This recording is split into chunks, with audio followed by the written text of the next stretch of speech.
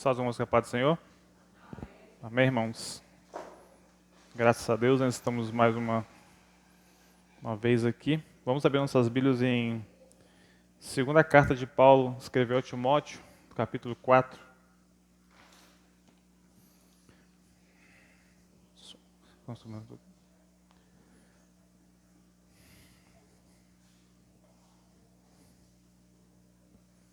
Segunda Timóteo, capítulo 4.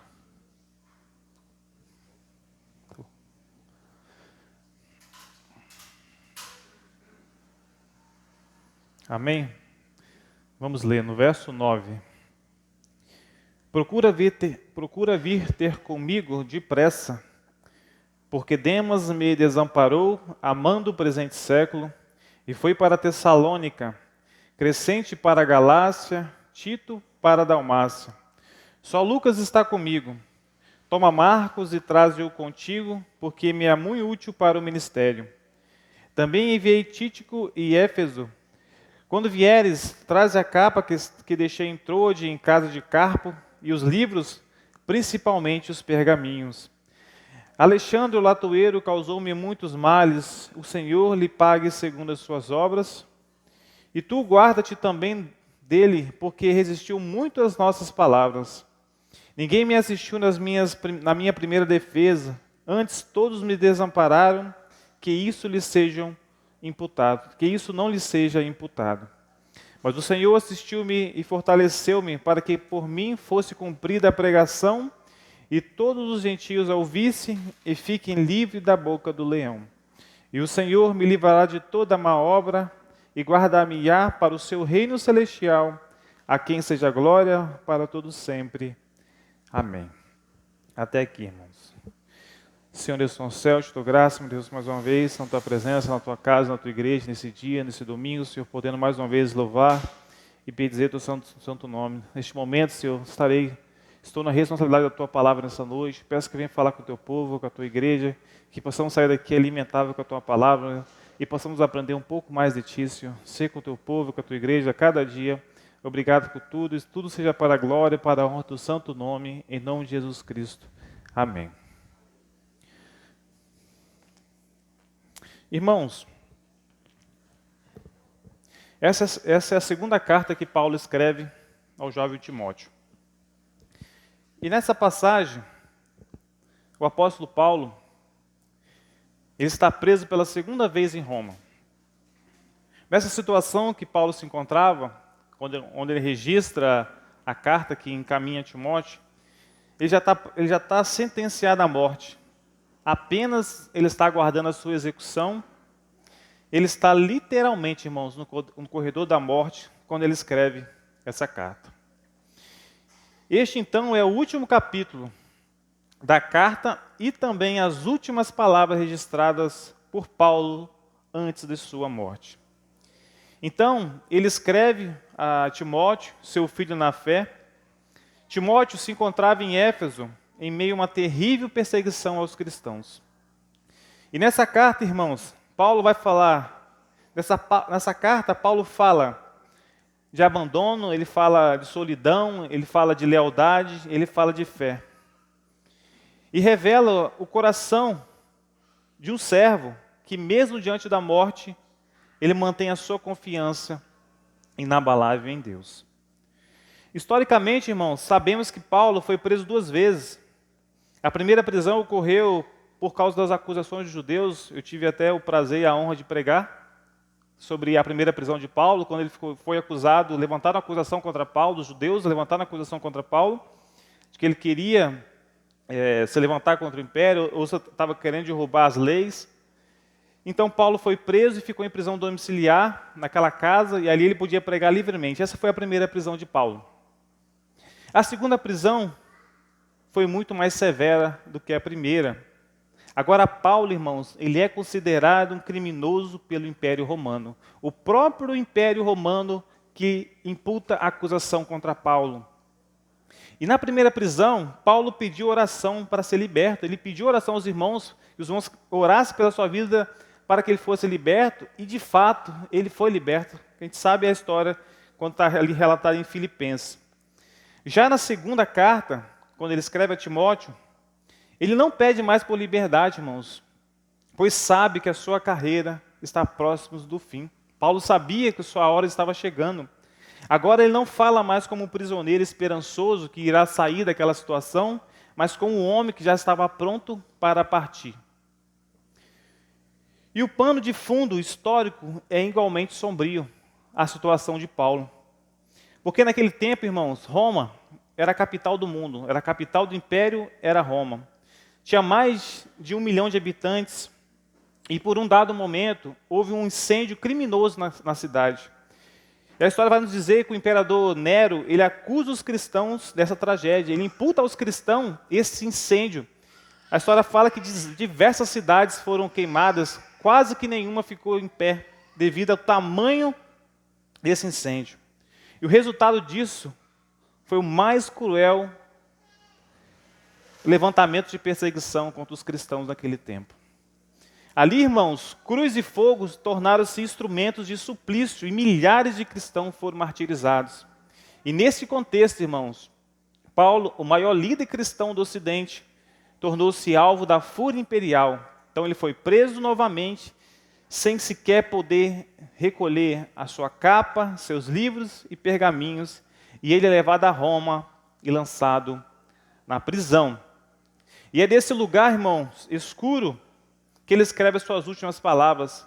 Palavras que revelam um coração ferido, mas cheio de fé. Um corpo que estava cansado, mas uma alma firme na esperança eterna. Irmãos, imagina comigo agora, como que estava aquele homem, Paulo, que depois de toda a sua trajetória, escreveu uma boa parte das cartas, dos livros que nós temos hoje no Novo Testamento. Paulo, nessa situação, já estava idoso, não tinha riqueza, não tinha bens. O que ele tinha, ele entregou para o Evangelho. Paulo vai citar, irmãos, lá em 2 Timóteo, um pouquinho antes do capítulo 4, 2 Timóteo 2,9, que ele falou assim: por isso sofro trabalhos e até prisões, como um malfeitor. Eles declararam Paulo como se fosse um malfeitor, fosse um bandido, uma pessoa que queria destruir, que queria fazer aquilo que estava acusando ele.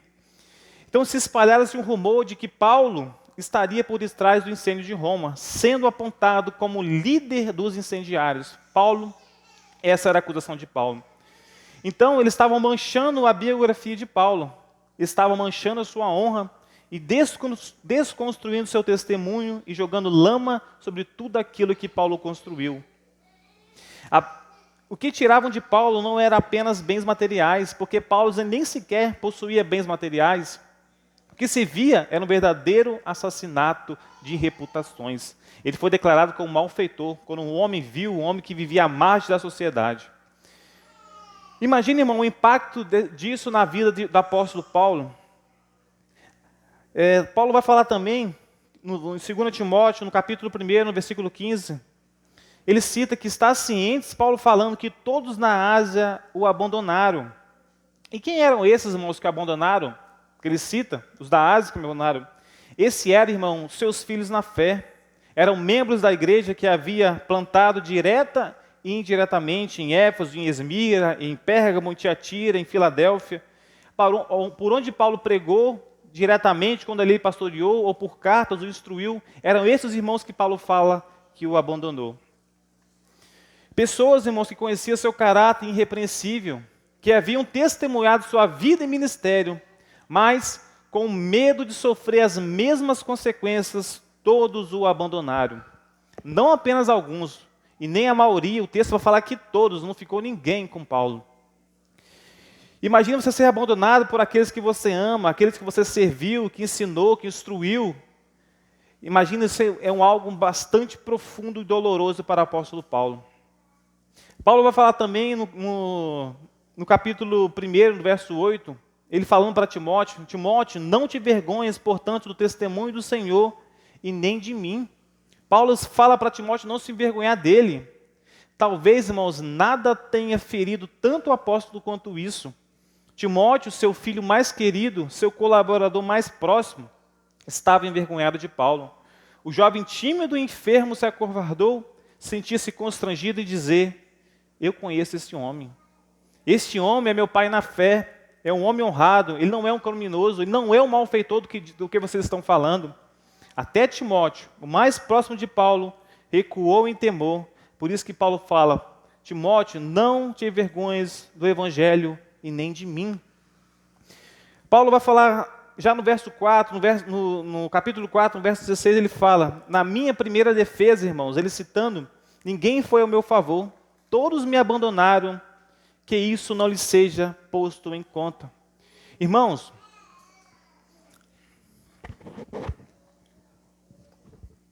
o direito romano, ele é observado até nos dias de hoje, devido à sua forma de julgar os seus presos, devido à forma como eles levantavam a acusação, porque Roma concedia ao acusado o direito de defesa.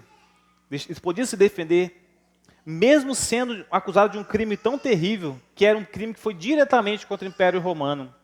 Então Paulo teve a chance de apresentar testemunhas e provar a sua inocência. Imagine, irmãos, o coração do apóstolo, ele provavelmente esperava que muitos comparecessem para testemunhar o seu favor, dizendo, este homem não é um criminoso, ele é honrado, ele é pregador das boas novas. Mas o texto vai dizer, para a sua dor, que ninguém foi ao seu favor, que todos o abandonaram, ele estava sozinho. Paulo, irmãos, colheu ingratidão. O resultado desse abandono e dessa solidão, para Paulo, foi a sentença de morte. E por Paulo ser um cidadão romano, Paulo não foi crucificado como o apóstolo Pedro, mas a história vai nos dizer que Paulo foi degolado. Irmãos, esse é o pano de fundo da história de Paulo. Olha a profundidade onde esse homem estava nesse momento, levando em consideração tudo que ele fez, tudo que ele pregou, todo o progresso do Evangelho. E a gente pode levantar uma pergunta ao nosso coração. Um homem nessas circunstâncias ainda teria algo a dizer para encorajar alguém, para encorajar a igreja, para encorajar nós nos dias de hoje? Talvez se fôssemos nós, irmãos, estivéssemos tomados por autopiedade, por revolta, amargura, ou até ressentimento contra Deus. Talvez se fosse nós escrevendo essa carta para algum irmão da igreja, estaríamos cheios de ódio, cheios de coração, cheio de amargura, cheio de maldades por dentro, ressentindo com Deus, ressentindo com os irmãos. Mas Paulo não foi assim. Justamente, irmãos, nessa forma, nessa conjuntura, que Paulo nos oferece conselhos preciosos para uma vida vitoriosa. E desses princípios que Paulo cita nessa carta, nesse finalzinho dessa carta, que eu quero falar com os irmãos essa noite. Esses princípios. Vamos lá, irmãos. O primeiro princípio que Paulo fala, ele fala, peça ajuda. No verso 9, Paulo fala, procura vir ter comigo depressa. Irmãos, quando a crise bater na nossa porta, tenha a humildade de pedir ajuda. Não tente enfrentar a solidão sozinha. Nenhum de nós é autossuficiente. Todos nós, em algum momento, precisamos de apoio, de consolo e de presença. A crise vai chegar para todos, irmãos. Vai chegar para o pastor, vai chegar para a ovelha, vai chegar para o rico, para o pobre, para o doutor, para o analfabeto, para o crente e para o descrente. A crise vai chegar e pode chegar a todos nós. E ninguém, irmão, está isento das tempestades da vida. E quando elas chegam, a solidão se torna uma companhia cruel, irmãos, que sufoca a fé e esfria o coração. Todos nós precisamos de um ombro amigo, alguém que possamos, irmãos, dividir as dores, compartilhar o peso das lutas e encontrar refrigério para a nossa alma, para nós não nos sucumbir nos nossos pensamentos. E um amigo verdadeiro, irmãos, é aquele que te confronta em particular, mas te defende em público. É aquele que chega quando todos já se foram, que ouve sem julgar, que ora com você, quando as palavras já não saem, que te ajuda a lembrar que você é, quando o sofrimento tenta te fazer esquecer. Hoje em dia, irmão, um dos dramas mais dolorosos da nossa igreja de modo geral, no século XXI, seja o crescente número de pastores e líderes espirituais sucumbidos ao desespero. Alguns de vocês podem ter visto pastores que se suicidaram, que perderam sua vida. Na época da pandemia, a gente apareceu muita matéria desse tipo. Aí eu te pergunto, irmãos, a pergunta que ecoou para a gente, Por que eles não encontraram sequer um amigo para abrir o coração? Para poder contar, ter apoio naquele momento? Porque Paulo, o apóstolo Paulo, grande apóstolo Paulo, homem de fé, inabalável, escreveu cartas, aconselhou pessoas do mundo todo na sua época. No momento de desespero, Paulo fala: Timóteo, venha depressa, eu preciso de você, eu estou desesperado, eu preciso de ajuda. Paulo pediu ajuda e clamou por ajuda. E essas palavras, irmãos, vão revelar que até os gigantes da fé precisam de companhia, de comunhão e precisam de um cuidado humano. Todos nós, irmãos, precisamos de Deus, mas Deus nos ensina que precisamos um dos outros. Como igreja, como família, precisamos apoiar uns aos outros. Porque em momentos de solidão, nesses momentos que nós não podemos contar, é aí que a gente vai sucumbir em nossos pensamentos, em nossos tremores internos. Então Deus criou a comunhão como resposta, irmãos, à solidão. E às vezes o socorro que pedimos aos céus virá através dos braços e da presença de um amigo. Como Paulo fez, escreveu a Timóteo: Timóteo, venha depressa, eu preciso de você. Eu estou desesperado, eu preciso conversar com alguém, eu preciso abrir o coração com alguém. Isso que Paulo fez. Então o primeiro princípio que Paulo deixa, ele fala: peça ajuda. O segundo princípio que Paulo nos fala: não registre mágoas, irmãos. No verso 10, Paulo vai falar: porque Demas, tendo o amado presente século, me abandonou. Irmãos, quando alguém te decepcionar ou te abandonar, não guarde mágoas, siga em frente. Porque, irmãos, as decepções não são a possibilidade da nossa vida cristã. Elas já são uma certeza, irmão. Mais cedo ou mais tarde, todos nós seremos feridos por alguém que amamos. E também, sem querer, feriremos alguém que ama a nós, irmãos. Não tem jeito, nós somos humanos. Somos intratáveis em algumas coisas. Então, temos que ter isso em mente. Porque não existe cônjuges perfeitos, filhos perfeitos, igreja perfeita ou líderes perfeitos. Todos nós somos obras inacabadas nas mãos de Deus. A questão é, irmãos, a questão não é o que fazem com você, mas como você vai reagir ao que fazem com você. A sua reação é muito maior do que fizeram com você. E muitas das vezes, a forma como a gente vai reagir vai impactar muito mais a nossa vida do que aquilo que foi feito. Muito mais. Guardar o rancor, irmão, é a mesma coisa de você beber veneno e esperar que a outra pessoa que você guardou o rancor vai morrer, vai adoecer. É você que vai morrer. A outra pessoa vai seguir a vida dela. Porque a mágoa, irmão, ela vai aprisionar, ela vai adoecer sua alma, vai roubar sua alegria e vai apagar o seu brilho, a graça de Deus que tem na sua vida. Enquanto o perdão, ele vai libertar, enquanto o perdão, ele liberta, na verdade, o ressentimento nos acorrenta ao passado, irmãos. Porque nós não podemos, irmãos, controlar a gente não podemos controlar o comportamento dos outros, mas podemos escolher a postura do nosso coração. Você pode escolher perdoar mesmo sem receber perdão e abençoar mesmo sem ser abençoado. Paulo, ele foi abandonado por Demas, alguém que ele confiava, alguém que caminhou ao seu lado no ministério. Paulo podia estar resmungando, espraguejando, falando da vida de Demas, mas Paulo não faz isso. Em vez de Paulo se consumir em amargura, ele apenas constata o fato, irmão, e prossegue. Não há lamento, não há acusação, não há desejo de vinganças pela parte de Paulo. Apenas a serenidade de quem aprendeu que a fidelidade dos homens, irmãos, ela é instável. O homem é instável, mas a fidelidade de Deus, ela é eterna. Paulo tinha isso claro no seu coração e na sua mente. Que com os homens poderiam falhar com ele, mas a sua confiança total estava em Deus. E quando as decepções, irmãos, vierem, e elas vão vir, não resiste mágoas no seu coração. Temos que lutar contra isso. Deixa que Deus seja o juiz e siga cumprindo o seu chamado, com o coração curado pela graça.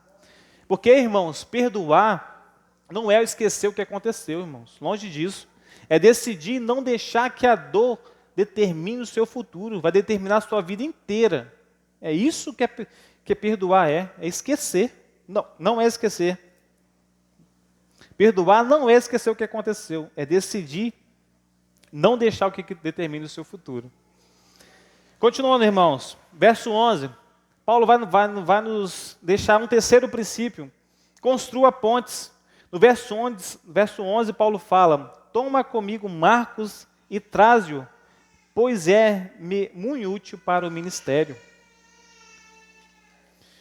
Irmãos, se em algum momento você perceber, irmãos, na sua vida que você feriu alguém com palavras, com atitudes e decisões, tenha a humildade de pedir perdão e reconstruir pontes onde antes cavou abismos. Nada revela mais maturidade espiritual do que a disposição de reconciliar-se. Marcos havia abandonado Paulo e Barnabé na primeira viagem missionária. Lá em Atos 13 está registrado. Foi uma falha grave, uma deserção no campo de batalha. Mas mais tarde, quando Barnabé quis levá-lo, Paulo recusou. O desacordo foi tão intenso que os dois missionários se separaram. Isso está lá em Atos 15, do verso 36 a 41. Chegou um tempo que Barnabé queria levar Marcos juntamente com ele, e Paulo se opôs ferronhamente, falou, não vamos levar ele, não vou. Os dois tiveram uma discussão muito acalorada. O texto ele é um pouco mais polido, né? Mas deve ter sido uma coisa muito acalorada, porque no final, Paulo se aparta sozinho e Barnabé segue com Marcos para o seu caminho. Então, duas colunas do Evangelho se tornaram rumos diferentes por causa de uma ferida não tratada, irmãos. Mas o que aconteceu? O tempo passou e com ele veio a maturidade. Anos depois, já velho, preso e à beira da morte, Paulo escreve, traz Marcos contigo, porque ele é muito útil para o ministério. Paulo não guardava ressentimento. Paulo sempre via o progresso do Evangelho. E o mesmo jovem que um dia o decepcionou, agora lembrado com um afeto e reconhecido como alguém que era útil para fazer a obra de Deus. Aquele que antes causava dor é visto como um parceiro. E isso, irmão, é graça. A graça que cura relacionamentos, restaura vínculos e apaga mágoas antigas. Ninguém é tão grande, irmãos, que não vai precisar de pedir perdão, e ninguém é tão pequeno que não vai merecer ser perdoado. Então, reconhecer os erros e buscar reconciliação nunca vai diminuir a autoridade espiritual, mas vai engrandecer o caráter e vai exaltar o Evangelho de Jesus Cristo. Paulo nos ensina que a fé não é apenas doutrina, ela é relacionamento. E quem deseja, irmãos, agradar a Deus, precisa aprender a reconstruir pontes quebradas, mesmo que para isso seja necessário descer do orgulho e caminhar em direção à humildade. Então, irmãos, não conclua a sua jornada deixando corações feridos pelo caminho. Antes de partir essa vida para a próxima, faça o que Paulo fez, libere perdão, peça perdão, restaure o que o tempo e o que o ego feriram. Quarto princípio, Paulo fala, perdoe, entregue a causa a Deus. No verso 14, Paulo fala, Alexandre, o latoeiro, causou-me muitos males, o Senhor lhe dará paga segundo as suas obras. Quando alguém fizer mal contra você, Paulo está nos dizendo, não retribua na mesma moeda. Ressinta a tentação de devolver na carne aquilo que só pode ser resolvido no Espírito. Que a nossa luta, irmãos, não é contra a carne e contra o sangue. Nós vamos vencer no Espírito. Isso que Paulo está querendo nos dizer. E o caminho do discípulo de Cristo nunca é o da vingança, mas é o do perdão, é o da confiança em Deus. E Paulo, mesmo ferido com Alexandre, não revidou. Ele foi injustiçado, foi caluniado, foi traído e foi prejudicado, mas a sua reação não foi retalhar. Em vez disso, entregou a causa nas mãos de Deus. O Senhor lhe dará paga segundo as suas obras.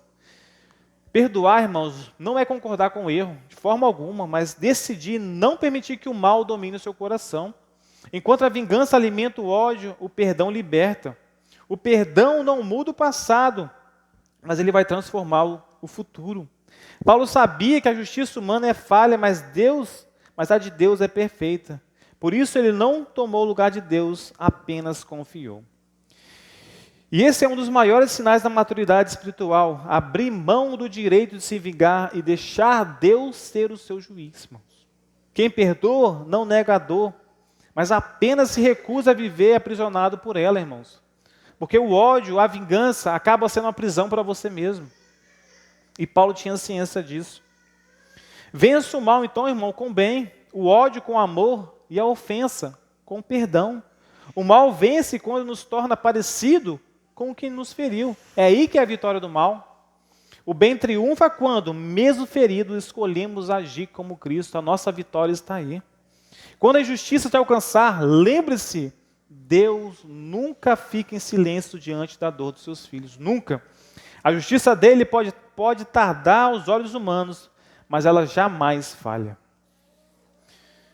Continuando, irmãos, o quinto princípio que Paulo nos fala, lá no verso 21 ele fala: apressa-te a vir antes do inverno. Apressa a vir antes do inverno, ou procura vir antes do inverno. O que Paulo quer nos ensinar nessa noite? Há coisas, irmãos. Deixa eu tomar água primeiro. O que Paulo quer nos ensinar nessa noite? Esse quinto princípio. Que há coisas na vida, irmãos, que se não forem feitas agora, talvez nunca mais possam ser feitas. Paulo, preso e consciente de que sua morte estava próxima, ele pede a Timóteo: apressa-te a vir antes do inverno. Ele sabia, irmãos, que quando o inverno chegasse, as viagens marítimas se tornariam perigosas. Se Timóteo demorasse, poderia ser tarde demais. Essa cena, irmãos, essas palavras é profundamente simbólica. O inverno aqui representa aqueles momentos da vida em que as oportunidades se fecham. Os portos se tornam inacessíveis e as palavras não podem mais ser ditas. Há decisões, irmãos, em nossas vidas que têm prazos de validade. Há gestos de amor, irmãos, que se adiados jamais poderão ser repetidos. Por isso, não adie o essencial. Não espere um momento melhor para perdoar, visitar, irmãos, abraçar, agradecer, ou dizer eu te amo. O amanhã é incerto. Hoje é o tempo da obediência, da reconciliação e da graça. O Espírito Santo fala no presente. E quem posterga, irmão, o agir de Deus, corre o risco de perder o mover de Deus. Vivemos hoje, irmãos, numa cultura onde o remorso fala mais alto do que a gratidão. Elogiamos os mortos, mas silenciamos diante dos vivos. Levamos flores aos túmulos, mas negamos palavras de encorajamento a quem caminhamos ao nosso lado dia após dia. Por isso, irmãos, dê flores em vida. Valorize as pessoas enquanto elas ainda podem ouvir sua voz, sentir o seu toque e podem retribuir o seu amor, irmãos. O tempo, ele é um dom precioso que não pode ser recuperado. Cada momento é uma semente de eternidade e só frutifica quando plantado no presente, irmãos. Não espere o inverno chegar, apressa-te antes do inverno.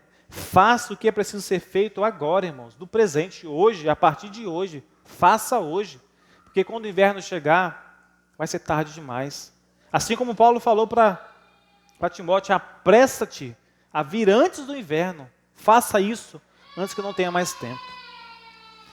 O sexto princípio que Paulo nos fala está no verso 18, na parte B. Dê toda a glória a Jesus. Ele fala no verso 18: a Ele a glória pelos séculos dos séculos. Amém. Aqui, irmãos, está a forma mais nobre de encerrar a vida e o ministério, é entregando toda a glória a Cristo. Paulo, ao final de sua jornada, depois de tantas lutas, viagens, prisões e perseguições, ele não se exalta na busca do seu próprio reconhecimento, não reivindica méritos, ele apenas declara: a Ele glória pelos séculos. Amém. Essas palavras, irmãos, revelam um coração quebrantado e maduro. Paulo compreendia que tudo que ele fez e alcançou vinha da graça de Deus. A sua inteligência, o seu zelo, as suas conquistas e até as suas cicatrizes eram frutos da ação divina em sua vida. Por isso ele não se gloriava em si mesmo, mas no Senhor que o sustentou até o fim. E no reino de Deus, irmãos, a grandeza não está em ser servido, mas em servir. E Paulo entendeu isso muito bem. Enquanto o mundo busca prestígios, poder e aplausos, o servo de Cristo busca apenas uma coisa: ser encontrado fiel. O servo de Cristo só quer ser encontrado fiel, está diante do seu Deus e ser encontrado na posição de fiel diante de Deus. Se alguém tinha motivos, irmãos, humanos para se vangloriar, era o próprio apóstolo Paulo, o maior pregador, missionário e teórico da história da igreja primitiva. Não teve homem que fez o que esse homem fez aqui na terra. Mas em vez de ostentar suas credenciais, ele termina sua carta como quem deposita sua coroa aos pés do verdadeiro rei, do rei. Assim deve ser a vida de todo servo de Deus, começar na graça, caminhar pela fé e terminar em adoração. A verdadeira vitória, irmãos, não está em receber aplausos na terra, mas ouvir os lábios do nosso Senhor. Muito bem, servo bom e fiel. Ao fim de tudo, a glória pertence unicamente a Jesus. Esses, irmãos, foram 6 princípios que eu pude elencar dessa carta, esse finalzinho que Paulo escreve a Timóteo. Concluindo agora esse sermão, irmãos, o homem que nos dá esses conselhos, ele não fala do conforto de uma casa, nem do auge de uma carreira bem-sucedida. Ele escreve essa carta, irmão, no frio de uma prisão romana, acorrentado, esquecido por muitos e aguardando a sentença de morte. Mesmo assim, suas palavras não são de amargura, mas de fé, de ternura e de esperança. Paulo, o velho apóstolo, já podia ouvir os passos do carrasco no corredor da morte, mas a sua alma estava em paz. O corpo dele seria entregue à espada, mas o coração já estava nas mãos de Cristo. E em vez de murmurar, ele edifica, ele consola, ele instrui, mostrando que a verdadeira grandeza não está nas circunstâncias, mas de permanecer fiel até o fim. Seus últimos conselhos são um legado para todos nós. Peça ajuda quando for preciso, não guarde mágoas, reconcilie e construa pontes, perdoe e entregue na causa a Deus, faça hoje o que precisa ser feito e, acima de tudo, dê toda a glória ao Jesus Cristo. E o que o Senhor nos ensine a viver, irmãos, e também a morrer com essa mesma fé serena, com essa mesma esperança inabalável e com o mesmo amor que Paulo demonstrou até o último instante da sua vida. Que ao final da jornada, irmãos, possamos olhar para trás e dizer como ele disse: combati o bom combate, eu completei a carreira e guardei a fé. Amém, irmãos? Graças a Deus, esse é o sermão que eu tenho essa noite. Vamos orar. Senhor, Deus do céu, te dou graça mais uma vez pelas tuas santas palavras que foram ministradas nesta noite, Senhor. Obrigado, meu Deus, pela oportunidade de estar diante da tua igreja e do teu povo. Peço que cada vez mais possamos estar firmes em ti, Senhor, entendendo, Senhor, o real sentido do Evangelho, o real sentido das nossas vidas diante de ti, Senhor. Que possamos aprender, Senhor, cada vez mais com Paulo, assim como o Senhor inspirou ele para nos entregar princípios que vão nos levar para a eternidade, Senhor. Abençoa o teu povo, a tua igreja, e cada vez mais possamos estar firmes em ti, guardando nossos corações, possamos estar firmados a nossa fé em ti cada vez mais, Senhor. Obrigado por tudo, e toda a glória e toda a honra seja dada ao seu Filho Jesus Cristo. Obrigado por tudo, em nome de Jesus. Amém. Agradeço por tudo.